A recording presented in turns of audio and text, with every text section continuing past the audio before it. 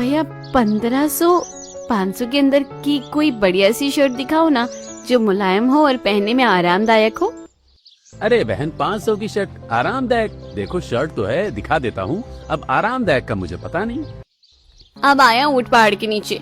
क्यों, शर्ट का दाम सुनते ही पांव तले जमीन खिसक गई। मेरी बात सुन, तू राखी की तरह अपने भाई के लिए शर्ट भी किसी ठेले वाले से 200 रुपए में ले ले, वही तेरे भाई के लिए मुलायम भी होगी। अगर ज्यादा महंगी शर्ट ले ली तो पता चलेगा तेरा भाई पहन ही नहीं रहा, उसे फ्रेम करवा कर रख लिया या फिर किसी रिमोट की तरह प्लास्टिक में बांध कर तेरी शादी में अपने जीजा जी को देने के लिए रख देगा कि चलो बहन की शादी में काम आ जाएगी बेटी तू ऐसा कर, 500 में 2 शर्ट ले ले। 2 शर्ट रहेगी तो तेरा भाई रोज रोज एक एक करके पहन लेगा। शिवा कच्छी की बातें सुनकर वो नीतू और राधिका आगे बढ़ जाती हैं और दूसरी दुकान पर जाकर शर्ट लेती हैं। बहन 250 वाली 2 शर्ट देना, दोनों एम साइज की हों। नीतू 500 रुपए देकर 2 शर्ट ले लेती है और राधिका के साथ घर की तरफ चली जाती है। कुछ दिन बीतते हैं। एक दिन शिवा कच्छी रसोई में मूंग दाल का हलवा बना रही होती है। अरे आज तू मूंग दाल का हलवा किस लिए बना रही है? भैया के लिए बना रही हूँ। भैया आएंगे ना तब भैया को खिलाऊंगी। क्या पता खुश होकर इस बार वो मुझे राखी में कुछ गिफ्ट दे दे। माँ मेरा नाश्ता दो ना, कहाँ है मेरा नाश्ता, जल्दी लाओ। माँ भैया आ गए हैं, तुम बाकी नाश्ता तैयार करो, मैं ये हलवा भैया को परोसती हूँ। शिवा कच्छी मूंग दाल का हलवा कटोरियों में निकालकर डाइनिंग टेबल पर लाती है और सभी के सामने परोसती है। अरे वाह, हलवा तो बहुत टेस्टी है।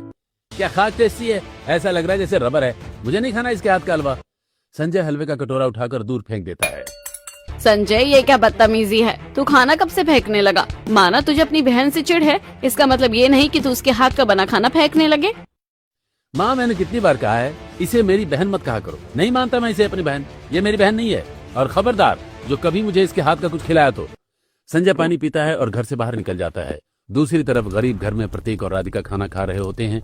पास ही मिट्टी के चूल्हे पर नीतू रोटियां बना रही होती है, जिनमें से कुछ रोटियां तवे पर जल जाती हैं। नीतू तू पागल हो गई है क्या? तुझे पता है ना तेरा भाई रोज कितना काम करता है, ऐसे में तू रोटियां कैसे जला सकती है? अरे हम जली रोटियां कैसे खाएंगे? अरे माँ क्यों नीतू को परेशान करती हो? ला बहन 2 रोटी, मुझे बहुत जोर की भूख लगी है। भैया रोटी जल गई, तुम कैसे खाओगे? अरे ये जली नहीं है, ये तो कुरकुरी हो गई है, क्रंची क्रंची, खाने में मजा आ रहा है। माँ ये रोटी मैं किसी को नहीं दूंगा, तुम लोग अपनी रोज वाली पकी हुई रोटी खाओ, मैं तो क्रंची क्रंची रोटी खाऊंगा। भैया तुम मुझसे कितना प्यार करते हो, मुझे अच्छे से पता है। ये रोटी जल गई है, रोटी की पूरी मिठास खत्म हो गई होगी, मुंह में जाते ही कड़वापन लगता होगा, और उसके बाद भी तुम मुस्कुराते हुए जली हुई रोटी खाए जा रहे हो। बहन तेरे हाथ से बनी रोटी की मिठास कभी खत्म नहीं हो सकती। तेरे हाथ की बनी ये रोटियां इतनी कुरकुरी और मीठी हैं कि मैं सुख से भी खा सकता हूँ। अब तू उठ, माँ को तेरे लिए 2 रोटी बनाने दे। ऐसे ही कुछ दिन बीतते हैं। एक दोपहर नीतू मोहल्ले की कुछ लड़कियों के साथ कर बातचीत कर रही होती है। किसी बीच शिवा कच्छी भी आ जाती है। अरे नीतू, तेरे भाई ने तो हर साल की तरह तेरे लिए कुछ अच्छा ही सोचा होगा ना? मोहल्ले में सबको पता है कि तेरे भैया राखी में तेरे लिए कुछ न कुछ अच्छा गिफ्ट लाते हैं। उन्होंने बताया है कि इस बार उन्होंने राखी में तुझे क्या देने का सोचा है। नहीं, भैया ने क्या सोचा है क्या नहीं मुझे नहीं पता। भैया तो बस अंदर ही अंदर काम करते रहते हैं और राखी वाले दिन अचानक मुझे सरप्राइज देते हैं। और शिवा कच्छी, तुम तो इस मोहल्ले में नहीं हो, हमें तो पता ही नहीं कि तुम्हारा अमीर भाई तुम्हें क्या गिफ्ट देता है। जरा बताना कैसे गिफ्ट देता है तुम्हारा भाई तुम्हें? मेरा भाई तो मुझे कोई गिफ्ट ही नहीं देता है। हर साल पापा ही भाई के बदले पैसे मेरे अकाउंट में दे देते हैं और कुछ पैसे हाथ में रख देते हैं, पर इन्हें बता दिया तो मेरा मजाक उड़ाएंगी। मेरा भाई मुझे क्या क्या गिफ्ट देता है तुम सोच भी नहीं सकती। एक से एक महंगी चीजें देता है। ये मेरे हाथ की घड़ी देख रही हो, ये कपड़े देख रही हो और ये ब्रेसलेट देख रही हो, ये सब मेरे भाई ने मुझे गिफ्ट में दिया था। अरे वाह, तेरे भैया ने तो तुझे बहुत अच्छी चीजें गिफ्ट करी है। ये सब तो काफी महंगी लग रही है। ऐसा लग रहा है कि तेरे भैया सिर्फ तेरे लिए ही कमाते हैं, और नहीं तो क्या, तुम लोगों की तरह गरीब भाई थोड़ी ना है मेरा भाई मुझे बहुत प्यार करता है। मेरा भाई गरीब नहीं है और मेरा भाई मुझे बहुत प्यार करता है। वो मेरी आंखों से जरा से भी आंसू नहीं देख सकता। हाँ, मेरे भैया भी कुछ कम नहीं है, मुझे अपनी पलकों पर बैठाते हैं मेरे भैया। अच्छा, फिर तो इस बार राखी पर पता चल जाएगा कि किसका भाई अपनी बहन के लिए क्या क्या लाता है। ऐसे ही कुछ दिन बीतते हैं। एक रात अचानक पूरे मोहल्ले में शॉर्ट सर्किट से तेज धमाका होता है। पूरा मोहल्ला बाहर निकल जाता है। साथ ही प्रतीक घबराहट में अपनी बहन नीतू को एक शॉल उड़ाकर उसका हाथ पकड़े होता है। वहीं दूसरी तरफ शिवाकशी अपने कमरे में सो रही होती है। तभी कमरे के अंदर आग लग जाती है। शिवाकशी दौड़कर अपने कमरे के दरवाजे के पास आती है, पर घबराहट में दरवाजा खोल नहीं पा रही होती है। माँ दरवाजा नहीं खुल रहा, मुझे बाहर निकालो, कमरे में आग लग गई है। संजय जल्दी जा, अपनी बहन को बचा। संजय खड़ा खड़ा क्या है? हाँ जा रहा हूँ।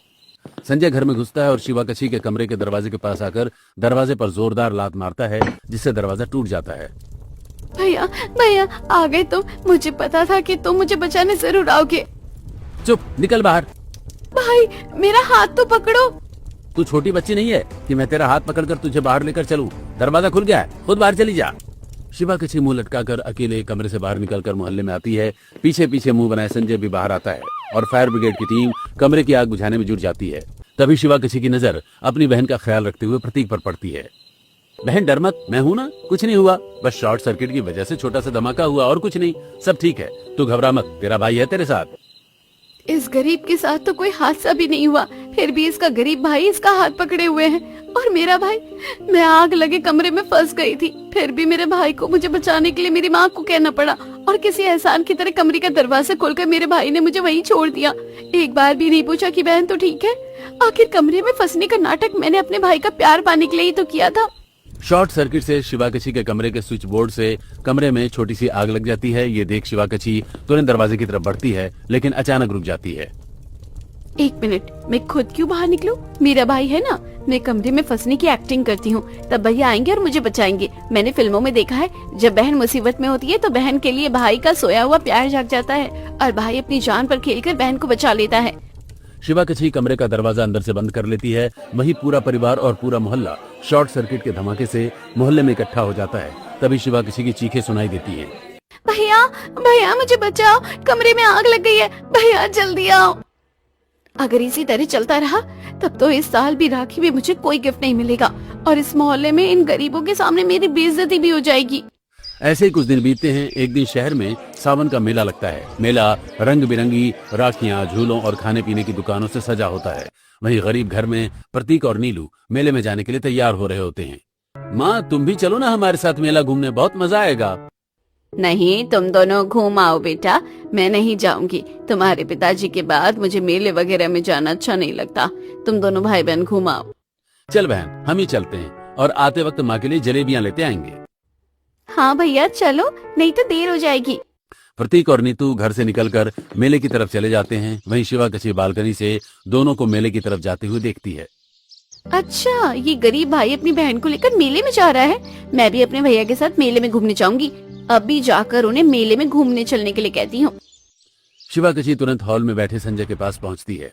भैया भैया पता है, बगल में मेला लगा है, मुझे लेकर चलो ना घूमने। अपनी सहेलियों के साथ जा, मैं तेरी जैसी छिपकली की शक्ल वाली को लेकर मेला घूमने नहीं जाऊंगा। नहीं भैया प्लीज लेकर चलो ना, मुझे आपके साथ ही जाना है। मेरी सहेलियां तो घूम आई हैं, मुझे उनके साथ नहीं जाना है। नहीं, मुझे जरूरी काम है, मैं जा रहा हूँ, मैं नहीं लेकर जा रहा तुझे कहीं। संजय इतना कहकर घर से बाहर निकल जाता है। संजय घर से निकल जाता है। थोड़ी देर बाद शिवाकशी के फोन पर सहेली का फोन आता है। हेमा शिवाकशी की तरफ देखती है। देख, तुझे पता है तेरी सहेलियां आज ही मेले में जाने वाली है। तो अपनी सहेली और मोहल्ले की गरीब लड़की को दिखाना चाहती थी कि तू भी अपने भाई के साथ एंजॉय कर रही है, लेकिन तेरा भाई तो निकल गया। अब ऐसा कर, तू अपनी सहेलियों के साथ ही मेला घूमने चली जा। घर बैठे बैठे क्या करेगी? ठीक है माँ, मैं अपने दोस्तों के साथ ही चली जाती हूँ। शिवाकशी अपनी सहेलियों के साथ मेले के लिए निकल जाती है। मेले में पहुंचने के बाद शिवाकशी की नजर संजय पर पड़ती है। संजय अपनी गर्लफ्रेंड रिया के साथ मेले में घूम रहा होता है। भैया भैया, आप इस लड़की के साथ घूम रहे हो? आप तो कह रहे थे कि आपको जरूरी काम है और आप मुझे मेले लेकर भी नहीं जा सकते। ये कौन है? कि तुम्हारी बहन है क्या? हाँ, ये मेरी बहन है। अरे भाभी, आप भैया के साथ हो? आप मुझे अपना नंबर दे दो। चलो चलो घर चलते हैं, आपको मम्मी पापा से मिलवाती हूँ। हाँ हाँ बिल्कुल। नहीं, कोई जरूरत नहीं है इस छिपकली की शक्ल वाली से बात करने की। बस नाम की मेरी बहन है। मैं इस चुड़ैल को अपनी बहन नहीं मानता। तुम्हें भी इसे अपना नंबर या इंस्टाग्राम आईडी देने की जरूरत नहीं है। मुझे जब मन करेगा मैं तुम्हें अपने घर वालों से मिलवाऊंगा, अभी नहीं। और तू लोमड़ी, मेला घूमने आई है ना, चुपचाप मेला घूम और तुम चलो यहाँ से। लेकिन चलो, जहाँ ये रहेगी वहाँ मैं नहीं रहूंगा। नहीं घूमना, किसी और दिन घूमेंगे। आखिर ये अपनी बहन के साथ ऐसा क्यों कर रहा है? संजय रिया को लेकर वहां से चला जाता है। रिया संजय के व्यवहार से हैरान रहती है और पीछे मुड़कर शिवा कच्छी को देख रही होती है। तभी पीछे खड़े प्रतीक और नीतू शिवा कच्छी के पास आते हैं। क्या हुआ बहन, तेरा भाई तुझसे इतनी नफरत क्यों करता है? कोई गलतफहमी है क्या? कोई दिक्कत है? बात क्या है? तुम दोनों गरीब भाई बहन फिर से आ गए मेरी लाइफ में इंटरफेयर करने। भैया नहीं चाहते कि उनकी गर्लफ्रेंड के बारे में किसी को पता चले, शायद इसलिए थोड़ा नाराज हो गए होंगे, वरना मेरा भाई मुझसे बहुत प्यार करता है। अब उन्होंने मुझे डांटा है ना, देखना मुझे सॉरी बोलने के लिए मेरे लिए गिफ्ट भी लेकर आएंगे। जाओ यहाँ से। शिवा कच्छी छिड़कर वहां से चली जाती है। कुछ समय बाद शिवा कच्छी घर पहुंचती है। संजय सभी के साथ डाइनिंग टेबल पर बैठा खाना खा रहा होता है। मम्मी मम्मी पता है भैया की गर्लफ्रेंड है। क्या संजय की गर्लफ्रेंड है? कौन है? क्या नाम है? रिया नाम है। रिया? सरनेम क्या है? हमारी जात बिरादरी की है कि नहीं? नहीं, हमारे कास्ट की नहीं है। तो फिर ये रिश्ता नहीं हो सकता। शादी ब्याह कोई बच्चों का खेल नहीं है, परिवार और समाज के बारे में भी सोचना पड़ता है। हेमा ठीक कह रही है, अगर जाति अलग है तो ये रिश्ता मुमकिन नहीं है। ये सब क्या कर दिया तूने? तूने मेरा रिलेशनशिप बिगाड़ दिया। तुझे पता भी है मैंने कितनी मुश्किल से सब संभाला था। तू बहन नहीं है मेरी, तू तो राक्षसी है। जहाँ देखो मेरा बना बनाया काम बिगाड़ने पहुंच जाती है। भैया मैंने क्या बिगाड़ा? मैंने तो बस मम्मी को बताया कि आपकी गर्लफ्रेंड है। चुप कर, तेरी वजह से मम्मी पापा अब इस रिश्ते के लिए मना कर रहे हैं। मेरे रास्ते से दूर रह। आज के बाद मेरी जिंदगी के किसी मामले में दखल मत देना। संजय डाइनिंग टेबल से उठता है और अपने कमरे की तरफ चला जाता है। शिवा कच्छी मुंह लटकाए खड़ी रह जाती है। क्या लगता है आपको, भाई बहन की नोक झोंक भरे रिश्ते में इस खटास की क्या वजह होगी? और क्या इस साल की राखी में शिवा कच्छी को उसका भाई मिलेगा? आइए देखते हैं क्या होता है। ऐसे ही कुछ दिन बीतते हैं। एक सुबह प्रतीक अलमारी से कुछ कागजात निकाल रहा होता है। अब तो राखी में सिर्फ 10 दिन ही बचे हैं बेटा। अपनी बहन के लिए क्या सोचा है? कुछ सोचा है या नहीं? सोचा है माँ, उसी की तैयारी कर रहा हूँ और आज उसी के लिए जा भी रहा हूँ। प्रतीक एक पन्नी में कुछ सामान और जरूरी डॉक्यूमेंट रखता है और घर से निकल जाता है। प्रतीक जिलाधिकारी अरविंद के कार्यालय पहुंचता है और बाहर बैठकर इंतजार करता है। साहब की अपॉइंटमेंट खत्म होगी तब ना तुमसे मिलेंगे। एक हफ्ते से तुम्हारा चेहरा देख देख कर परेशान हो गया हूँ। पैसे दोगे तभी तो साहब से मिलवा पाऊंगा। साहब मैं एक हफ्ते से लगातार आ रहा हूँ, भूखा प्यासा बैठा रहता हूँ। आप बस एक बार साहब से मिलने तो दीजिए। मेरे पास देने के लिए पैसे नहीं है। जब पैसे नहीं है तो रोज यहाँ बैठकर मेरा समय क्यों खराब करते हो? साहब से मिलना है तो इंतजाम करो, वरना अपना रास्ता देखो। साहब मेरी मजबूरी समझिए, मुझे किसी भी तरह अरविंद साहब से मिलना है।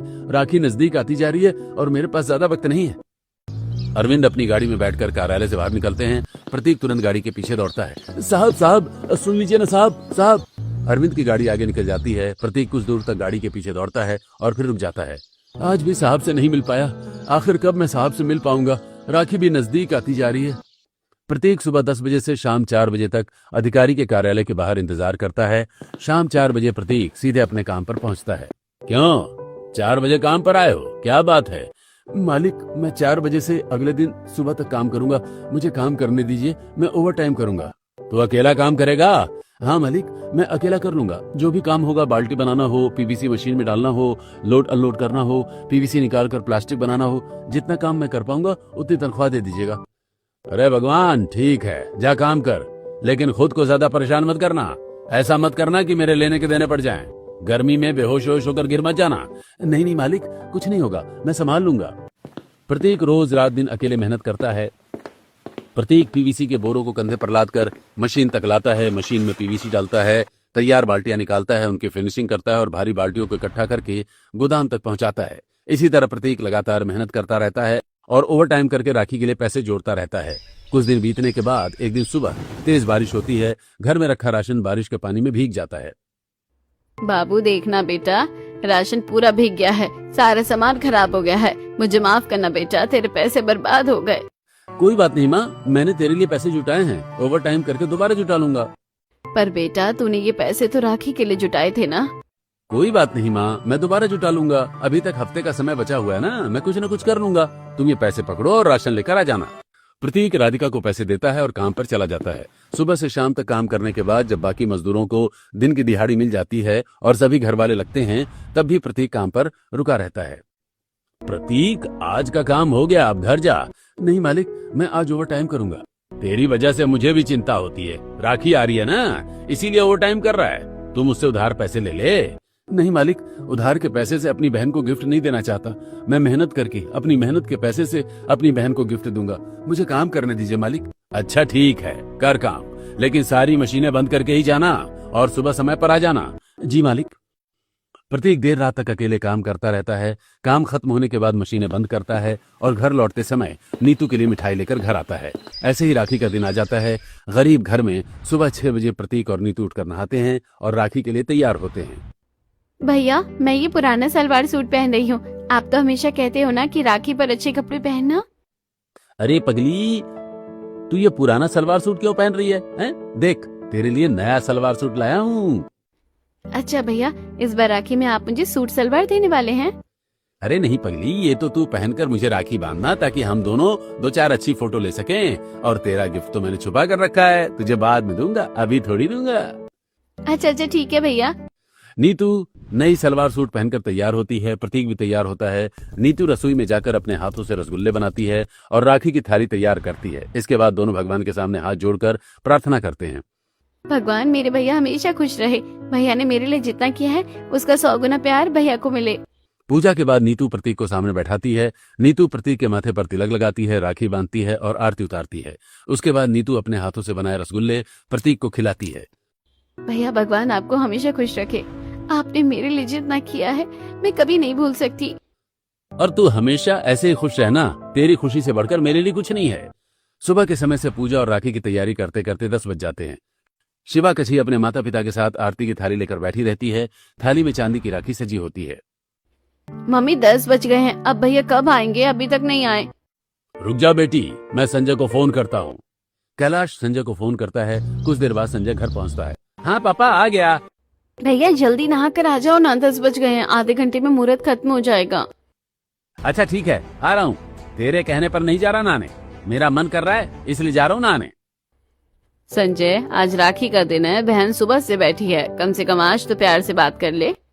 माँ ज्यादा भाषण मत दो, नहा कर आ रहा हूँ। संजय नहाने चला जाता है। कुछ देर बाद संजय सूट बूट पहनकर तैयार होकर आता है और राखी की थाली के सामने बैठ जाता है। ला जल्दी राखी बांध, मुझे लेट हो रहा है। भाई, मैंने पहले ही कहा था कि मुहूर्त निकल जाएगा। तुमने नहाने में इतनी देरी कर दी और तैयार होने में भी इतना समय लगा दिया। अब तो मुहूर्त निकल गया है, तुझे 45 मिनट इंतजार करना पड़ेगा। 45 मिनट? मैं 1 मिनट इंतजार नहीं करूंगा, मैं जा रहा हूँ। नहीं भाई, रुक जाओ, अभी राखी बांधना शुभ नहीं होता, 45 मिनट बाद ही शुभ समय होगा। संजय, आज के दिन थोड़ा धैर्य रख, बहन पूरे साल इस दिन का इंतजार करती है। बेटा, आज बहन की खुशी के लिए 45 मिनट रुक जाएगा तो क्या बिगड़ जाएगा? राखी का त्योहार बार बार नहीं आता। संजय, काम जरूरी है लेकिन परिवार के लिए भी समय निकालना पड़ता है। आज बहन के लिए रुक जा। अच्छा ठीक है, रुक जाता हूँ, लेकिन ज्यादा देर नहीं बैठूंगा। संजय को मिस्टर मल्होत्रा का फोन आता है। देखिए, अगर आप नहीं आ सकते तो मुझे साफ साफ मना कर दीजिए, मैं डील कैंसिल कर देता हूँ। नहीं सर, डील कैंसिल करने की जरूरत नहीं है, मैं आता हूँ। संजय फोन रखता है। तभी शुभ समय लगता है और शिव कच्छी तुरंत राखी की थाली उठाती है। भैया, हाथ आगे बढ़ाओ। हटा, नहीं बंधवानी तेरी राखी। तेरी राखी बंधवाने के चक्कर में मेरा क्लाइंट चला जाएगा। संजय गुस्से में उठता है। संजय के हाथ से राखी की थाली टकराकर नीचे गिर जाती है। थाली के साथ चांदी की राखी भी जमीन पर गिर जाती है। संजय थाली के ऊपर से पैर रखते हुए बाहर निकल जाता है। भाई रुक जाओ, राखी बंधवा कर जाओ। भाई ऐसे मत जाओ, भाई रुक जाओ ना। शिवा कच्छी दरवाजे तक दौड़ती है लेकिन संजय गाड़ी में बैठकर वहां से निकल जाता है। शिवा कच्छी वापस आती है और जमीन पर पड़ी राखी को उठाती है। आंखों से आंसू निकलने लगते हैं। नीतू अपने भाई प्रतीक के साथ अमीर घर पहुंचती है। नीतू की नजर शिवा कच्छी के हाथ में पकड़ी चांदी की राखी और जमीन पर बिखरी थाली पर पड़ती है। बहन, क्या हुआ? तुम रो क्यों रही हो? तुमसे मतलब? बेटा, दरअसल संजय को जरूरी काम था और राखी बांधने में देरी हो रही थी, इसलिए गुस्से में चला गया। पता नहीं अब कब वापस आएगा। बहन, तुमने तो कुछ खाया भी नहीं होगा। ऐसा करो, तुम मुझे राखी बांध दो, मुझे अपना भाई समझकर कुछ खा लो। संजय बिजनेस मीटिंग के लिए गया है, सुबह गया है, रात को आ जाएगा। क्या पता आ भी पाया नहीं। भाई, आप उससे राखी बंधवाओगे? मैंने तो आपकी और आपकी बहन की बहुत बेइज्जती की थी। वो सब बातें पुरानी हैं। आज राखी है, आज भाई बहन का रिश्ता है। मैं तुम्हें बहन मानता हूँ, तुम मुझे भाई मानकर राखी बांध लो और कुछ खा लो। भूखे रहने की जरूरत नहीं है। संजय आए तो शाम को संजय को भी राखी बांध देना। लेकिन मेरे पास तो यही चांदी की राखी है। अरे बहन, ये क्या कह रही हो? ये राखी तो तुमने अपने भाई के लिए खरीदी है ना। तुम मुझे धागे वाली राखी बांधो। नहीं भाई, मेरा वो भाई नहीं है, तुम ही मेरे भाई हो।